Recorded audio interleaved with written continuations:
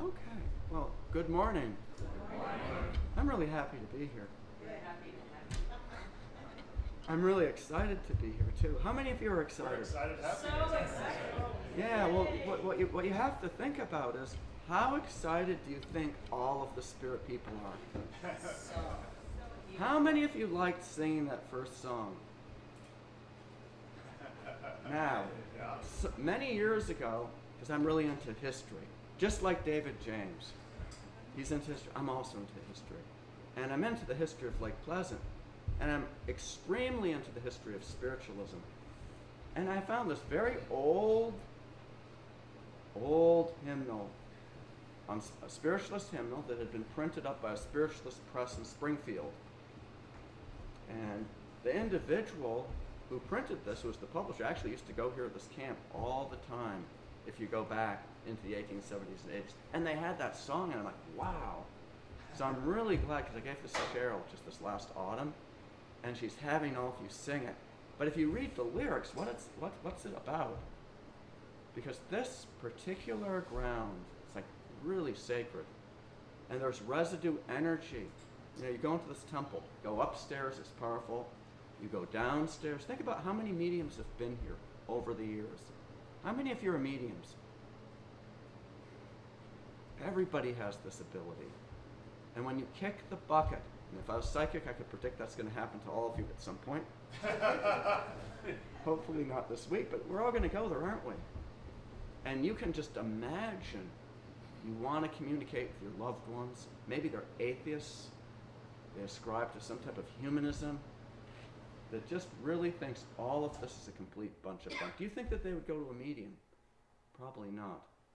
However, if you're able to influence your loved ones and they go to some place like Lake Pleasant, especially if we go back a century ago, when people from all over the countries came here to communicate with the spirit world, even out of the country, and mediums who were very involved in this had cottages here, right? They would come maybe for the whole season or some of the season. Can you imagine the energy? Now, G. Tabor Thompson, who was the founder of the National Spiritual Alliance, his house is right across the street where the post office is. And if you go up at the top there, it was a seance room. Most of these houses, if we go back, when there were mediums or families involved, they had their own seance room. They had their own space. Sometimes they'd use the living room. But when you go to these camps, because Lake Pleasant's not the only camp, the mediums will often have places where they do private consultations or group sessions with people. But if we go back into the 1880s and 90s, it wasn't just receiving a reading. You know, you go there and the medium subjectively experiences, using their intuition, communications from the spirit world. You would have phenomena take place. How many of you have experienced spirit phenomena? Manifestations of spirit that you can objectively, through your 5 physical senses. You know, it's just like if someone here levitated to the ceiling. Now, hopefully the ceiling fans wouldn't be on, because then we might have some problems. Decapitation or whatever. But, you know, if someone levitates, every single one of you would be able to experience this. D.D. Hume, who was this, actually started out in Connecticut back in the 1850s. And he would levitate literally to the ceiling, leaving markings, you know, so you could validate it. And then, of course, he went back. He was from Scotland, then he went back to the UK, and he was doing so much work in continental Europe. And often the people who consulted him, they're royalty. Because if you go back then, it wasn't just something that people did do it sometimes for entertainment, which really isn't what it's about. But you got people from all walks of life. You know, if we go back to Lake Pleasant, people went way out of their way to go here. One of the prominent mediums who was here back in the 1880s for a time being, her name was Maud Lord Drake. Does anyone know about Maud Lord Drake? And she was a powerful medium. And her biography, Psychic Light, I highly recommend. I mean, the president of Amherst College, this Seeley was his name. In fact, there's a street in Amherst, right near the college, near the Emily Dickinson stuff. It's called Seeley, named after him. This is back in the 1880s. So he came here to experience the seances. And Maud Lord Drake was here part of the summer, but she was a powerful physical medium. She worked with the trumpet, which is it's a cone-shaped device, usually made out of some type of lightweight metal, and it's like a psychic megaphone, and you could hear the voices. Now, she would work without a trumpet, and you could hear the spirits singing. So I know some of you are really good singers, but you would hear groups of spirits singing. Even when she went to sleep, allegedly, there'd be times where you had phenomena, right? The rapping. See, with physical phenomena, when you hear this type of sound, it can scare people because it's something which demonstrates the power. And Maud Lord Drake, she was in Boston for a while, she's in New York for a while. President Grant, even after he stopped being president, consulted her. She was out in LA, and she was out in the Bay Area in San Francisco.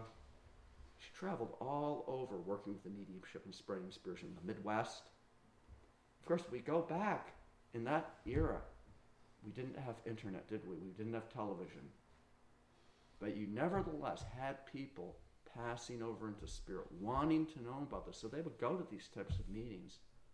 Another medium who was quite well known, she had a large church in Brooklyn, New York.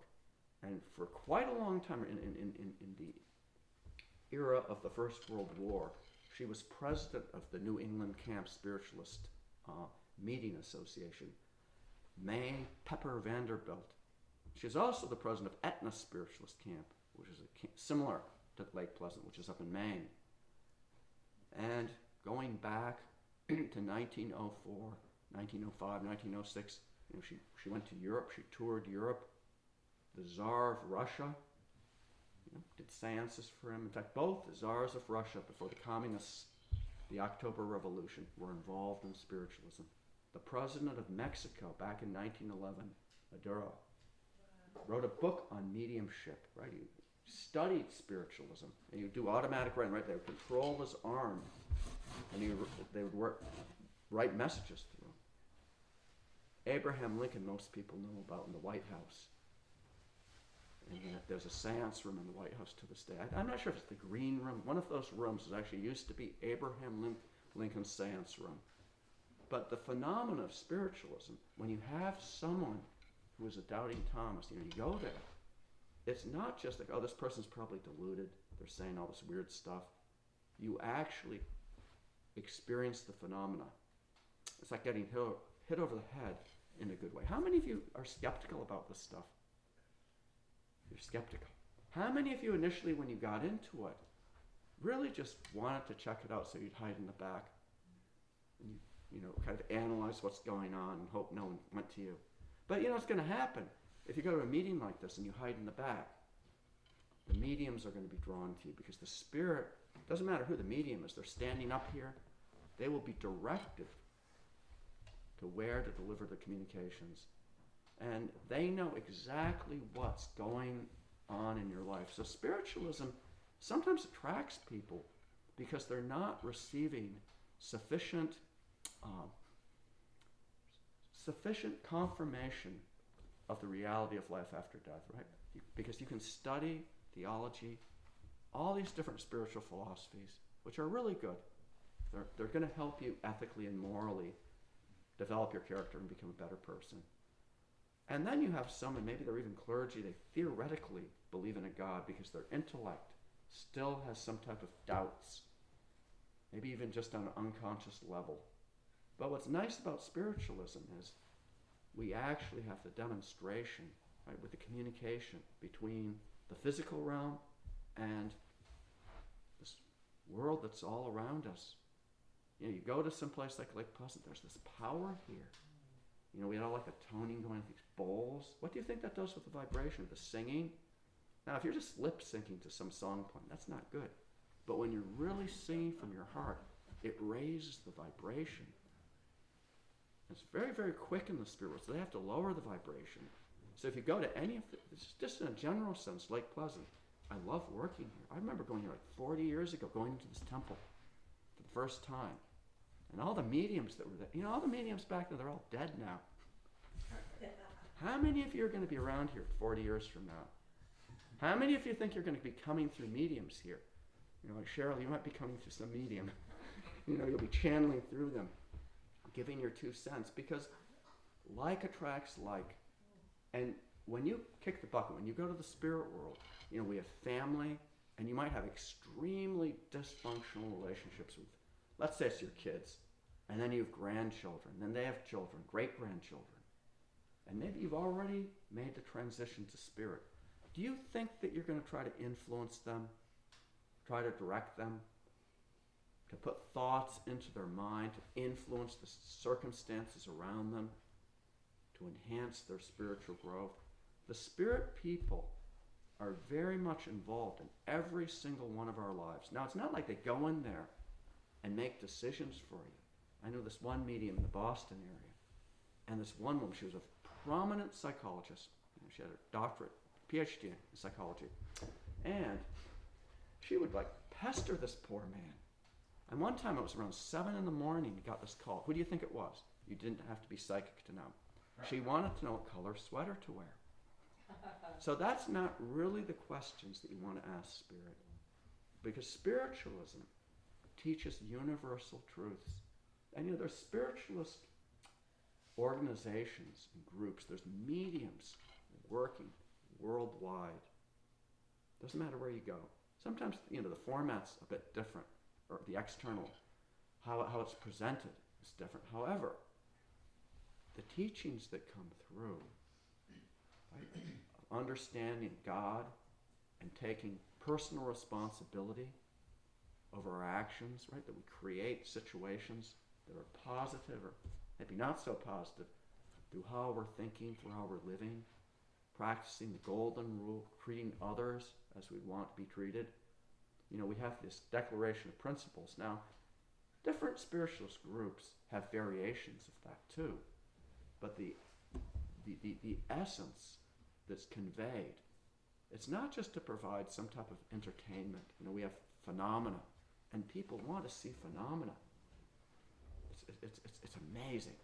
It brings people in. On the other hand, the idea behind those manifestations of spirit is to help us to alter our consciousness. How many of you want to alter your consciousness? Now, if we go back in like to the 70s and 60s, some of you may remember, what types of things did people do to alter their consciousness? And then they'd drive off the road or all sorts of things. So unlike certain substances that can have potentially detrimental effects, if you get into this, it's addictive in a very good way. And not only that, you start to open up the gifts of the Spirit. You know, we understand the Master Jesus teaching, greater things than I you can do. And that's what spiritualism teaches. It empowers people. You know, if we go back into the 19th century, so many of the people involved, they're involved, I guess you would say like social justice movements, weren't they? Right, freeing slaves. The first woman ever to run for president, she was a medium. Her name was Victoria Woodhull. And she was scandalous because she was so radical. And you had these types of people. Actually, not just in the States, but if we go into Europe or if we go to the Philippines, for example, they were a Spanish colony for around 300 years. So the intellectuals who started the movement against Spain, so many of them were involved in the teachings of spiritualism. And the first spiritualist and largest, which is still around to this day in the Philippines, which was started, would have been 1905. Those who were involved in it were also involved in rebelling against Spain. Because the teachings of spiritualism aren't just about transforming the self. Because if we transform ourselves, what ends up automatically happening? Society around us is transformed, right? And of course, the gifts of the Spirit really are operated under love, because that's what motivates those in the world of spirit to work with us. You know, just Jesus said, greater things than I you can do. And so you'll develop your clairvoyance. You'll develop the ability to hear the spirits. But more importantly, you'll develop the ability to work with the healing. And healing, it doesn't mean you have to go around placing your hands on people. And healing's not just about fixing the body. It's about touching people with the higher vibration of love. So spiritualism, when we really have the right types of connection, is going to help us to be a better person. How many of you need intense psychotherapy? And then you go to the spirit world and you haven't received it. What's going to happen? You're going to have to work on all the baggage. So you go for a session with a medium, they can certainly, if the connections are the right way, provide evidence of the reality of life after death. But more importantly, they're going to be able to help you understand different blocks. They're going to help you to develop an awareness of dysfunctions that need to be overcome. But more importantly, they're going to give you some type of practical suggestions or advice that will help you with it. How many of you go to a meeting that goes in one ear and out the other? Does anyone have that habit? You don't listen at all because I want to know this. And you go one medium to the other trying to get answers. So they're not going to interfere in your life. But I can tell you from my own experience, it's not always what you want to hear. But if you listen to the spirits and to the best of your ability, it's going to help you to make better choices within your own life. You know, we may be dealing with so many challenges around us in whatever the circumstances, but how do we handle those challenges? So we see this Lake Pleasant, even though we just have this temple, maybe there's a few people who live here in this village who are still into this. It's not the camp that it was if we go back a century ago. People still come here because they need help. And those in the world of the spirit, they still come here. And there's this type of meeting. Or you go on a Saturday, right? There's mediums doing private sessions. All of that is planned out beforehand by the spirit world. You know, I'm so aware of all the spirit individuals who are here. Now, all of you have brought a lot of people with you. You know, acquaintanceships, friendships, loved ones, people you really don't want to hear from, because this happens all the time. But then we also have so many who work as guides. And we have others who are here for the healing, for the enlightenment that takes place. You know, you have someone they pass over, traumatized, emotionally distraught. And the healers in spirit will bring them to these types of meetings because we generate the energy. Every single one of you has the power of God within you. Every single individual here, to the extent that you allow yourself to connect with God, God's going to work through you, and you will attract those in the world of the spirit from working with you, the healers. You know, we can read all these miraculous healings that took place when Jesus walked the earth, or other examples. But all of those things can take place and can be demonstrated. And the idea isn't to amaze people, it's to get people to get in touch with themselves. Every single step that you take toward working on yourself and developing your connection with the world of spirit. Those in the world of spirit will take so many steps to get close to you. You know, they influence people to come to this type of meeting. And if there's certain loved ones, maybe there's a real need for those people to come through. Maybe they could have been completely abusive to the recipient of the communication. Maybe had a horrible relationship. But in order for that soul to progress, to overcome, to make redemption for all of their faults or wrongdoing, that communication through a medium to their loved one here can literally transform that individual's life. It's absolutely a fact. They know what's going on in your life, but they want to encourage you and to try to the best of their ability, to bring the best out in you. We don't always see the larger picture of why certain spirits communicate. You know, you have someone, they come to a program like this, they're distraught. And I've had this happen. You know, someone comes for a session, and then they say later, well, you know, I was going to kill myself. I literally was going to take my own life, but I had to see, you know, what the spirit said, what the loved one said. So when you work as a medium, we don't see the larger type of picture. How one communication can literally change someone's life and alter it. Someone is a complete, they don't believe in anything. You know, I'm an atheist. Nothing exists. Chemicals create life. You just mix them all together. And this is what some people really think, not knowing any better. But you know, when you go to the world of spirit, they're going to literally have a rude awakening, aren't they? So I want to encourage all of you. I mean, this is really good. I've been coming here years. Off and on. Then I've been away, different places, working and living different places. So now I'm in Greenfield. So I'd like to come here. But it's really good. It's only going to get better. You know, there's classes going on here. There's activities going on here. If you have a problem, let's just, you're going through something really hellish, there's people here who genuinely care, who will be there for you. You know, to receive the healing, to receive counseling and guidance. So this mission of spiritualism, as what takes place just within this temple, is going to continue. You know, we go back 150 years ago. But if we go another 150 years into the future, we can only imagine how powerful. And I'm willing to bet that some of you might be around in the world of spirit, influencing people here. So may God bless each and every one of you.